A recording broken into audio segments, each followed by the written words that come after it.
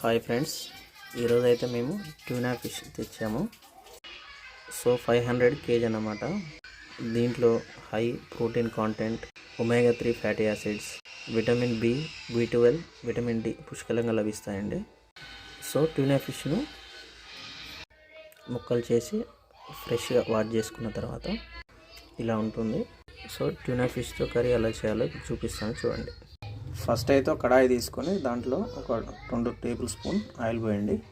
Next జీలకర్ర వేసుకోండి కొంచెం.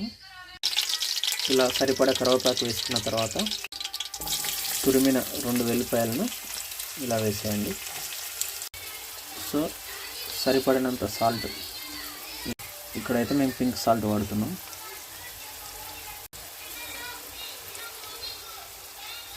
సో ఉల్లిపాయలు రెడ్ కలర్ వచ్చేంత వరకు లో ఫ్లేమ్లో ఉంచాలండి.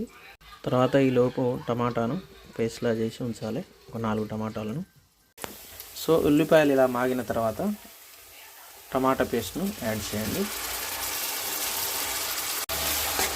నెక్స్ట్ ఇలా యూనిఫామ్గా కలుపుకోవాలి.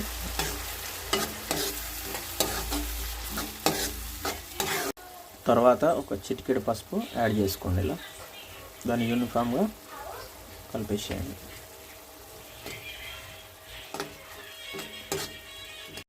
ఈ పేస్ట్ కొంత మరిగే వరకు 2 రెబ్బలు చింతపండుని ఇలా నానబెట్టి చింతపండు రసం తయారు చేసుకోవాలి.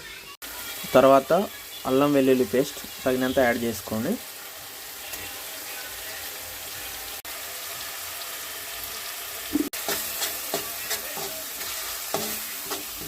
తర్వాత ఈ పేస్ట్కు తగినంత కారాన్ని యాడ్ చేసుకోండి.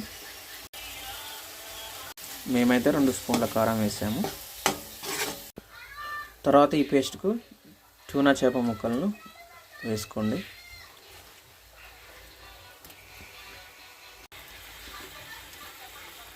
ఇలా ఫిష్ ముక్కలు వేసిన తర్వాత లో ఫ్లేమ్లో ఉంచి నెమ్మదిగా ముక్కల్ని కలపండి. ఎందుకంటే మనం తయారు చేసినటువంటి ఆ పేస్ట్ ముక్కలకు పట్టే విధంగా లో ఫ్లేమ్లో ఇలా యూనిఫామ్గా కలుపుకోవాలి. సో ఇలా యూనిఫామ్గా కలుపుకున్న తర్వాత లో ఫ్లేమ్లో దీన్ని ఒక 5 minutes వేడి చేయండి. ఈ కంటెంట్ని 5 minutes తర్వాత చింతపండు రసాన్ని యాడ్ చేసుకోవాలి. సో 5 minutes తర్వాత ఒకసారి ఈ ముక్కల్ని యూనిఫామ్గా కలపండి.